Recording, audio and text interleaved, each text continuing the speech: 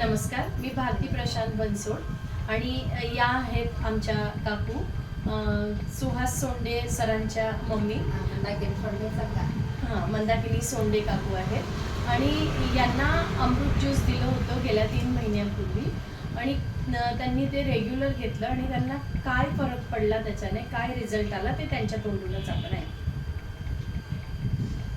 मला ते घेतल्यानंतर खूप फ्रेश वाटायला लागलं असेल, म्हणजे सगळा थकवा वगैरे सगळा गेला आणि एकदम फ्रेश वाटायला लागला. एवढंच नाही, पाठीचं दुखणं होतं तेही कमी झालं, म्हणजे कमी झालं दुखायचं, आणि ॲसिडिटीचा त्रास तोही कमी झाला.